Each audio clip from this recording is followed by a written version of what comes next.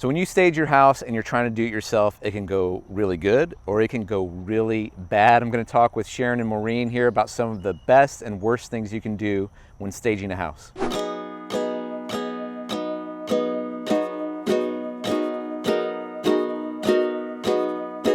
All right, hey, welcome back. It's Eric from Keller Williams Realty and TeamStanyo.com. I'm here with Sharon and Maureen from i4Designs, best stagers in Cincinnati.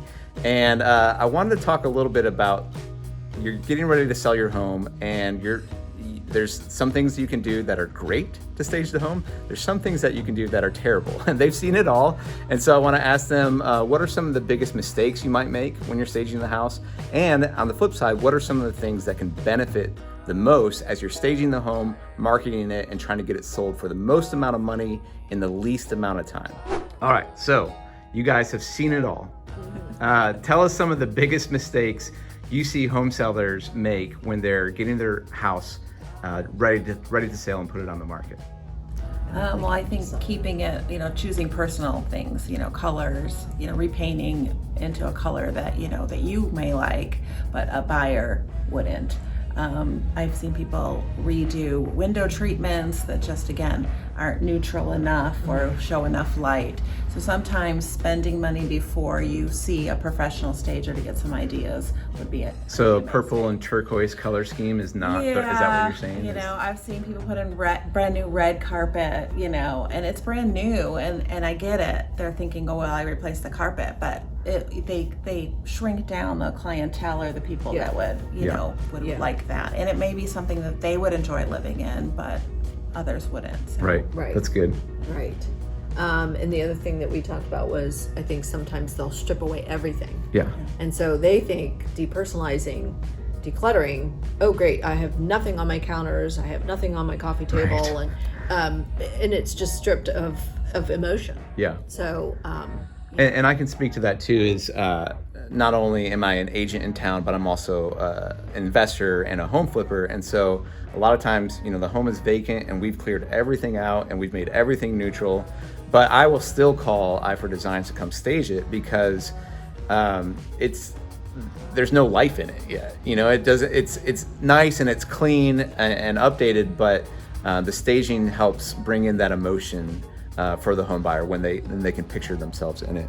And you're saying, some people can go too far on that, and they hear, well, everything's got to be neutral, and there's no. And you were talking about kind of a color scheme, how you go throughout the house. Explain that a little bit more. Right.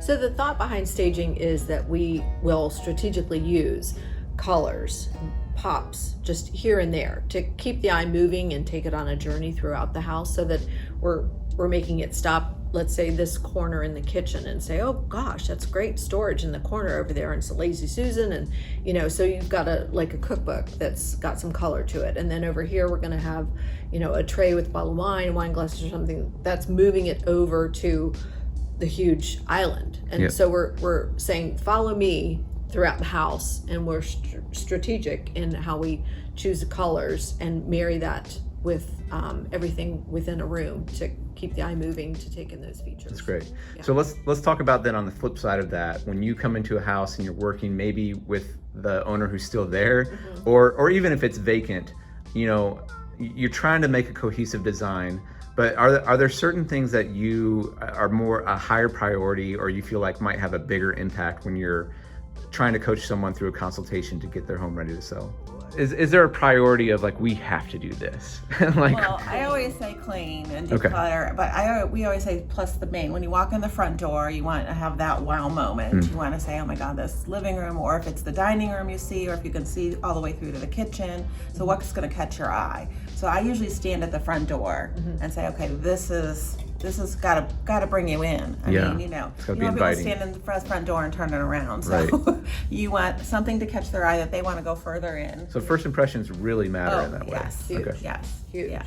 So you've got them there. You've got them, they looked at the pictures, they liked what they saw, you got them at the front door. You need to pull them in. Well, and even we were talking earlier about someone living there and they've got their TV in a certain place. Right. And you were like, well, I don't care where you have your TV and where you, that's fine for you, right. but I'm trying to make a good picture. Right. Tell me a little bit about that, how you're thinking through that. Just of how we arrange the furniture, the size, I know my kids are all in their 30s and they all want recliners. Yes. Like, okay, that's great, but it might not make the room look the best visually. It might not flow properly. I think a room's got to flow, so you have your walkways open. You have, you can see through from room to room if you have an open concept house. Yep. Yeah. So I just think it's important visually, and like we said, size. All your furniture Yes. is the proportion to that room. Yeah. Yes. Scale, I think, is so important. And I mean, there's nothing like if I'm flipping through online photos and you've got a massive couch and then you see a little piece of art above it that's like little, and you go, well, now you've just shrunk your space there. Right. So scale has to be in line with what the room can hold and what's going to be optimal. Yeah. That's great. Yeah. Yeah. Any other, if you're thinking through talking to a seller, that's like most important on your list? I think it's, Q-tip clean. Think about smells. I mean, we all live in our house and we just don't realize. And so there's nothing like when you walk in a home and you think, oh, I smell big dog. Yep. And so how do you coach them that this is really important? Not only doing a deep dive clean, but maybe the pet needs to go to the pet motel for Yes. a period of time while you put the house on the market. I just yesterday did a consultation and they have 2 huge dogs, and they said, we understand the house does have a dog smell and we are going to move the dogs to their grandma and grandpa's, and they'll be out of the house. And so the smell is important. That's where cleaning really comes in. I think I don't know with you too. I think knowing your clientele. I mean, are you in a home that is going to be probably a family looking at your home? Then you need to set up. I want my family to all eat a kitchen, or I want to have a dining room set up. People are turning their dining rooms into office spaces. So what is your clientele? Who are you marketing? Right. And the same thing with the downtown properties. I've been doing a lot of downtown properties, and they even wanted an office. So I did a loft that you needed to set up an office. So know your clientele too. Right. So what are, ask your agent, what are these people going to be looking for? Are they looking for more bedrooms? Are they looking for living space? What are they looking for? And then that gives me an idea of how we're going to stage the home also. Yep. Right, because it is a marketing tool. Yes. And so absolutely, who are we marketing to is critical. Yep. It's it's creating the lifestyle that is going to be what is attractive to that buyer. That's great. So bottom line, guys, is you don't know what you're doing. And it doesn't matter how much HGTV you've watched. I promise you, you don't know what you're doing. So hire the professionals. Sharon and Maureen, thank you so much for your time today. If people in Cincinnati area want to get a hold of you, what's the best way to find you guys? They can look online, www.eyefordesigninteriors.net, which is EYE, the number 4, designinteriors.net. They can call the main number, which is on the website, and we'll pick up and be able to decide who's best to Send somebody out. Yeah. Great. Well, we'll put the link below. Thank you guys so much for your time, and best of luck going forward. And everyone call Sharon and Maureen and get your homes staged. All right. Thanks, guys. We'll see you next time.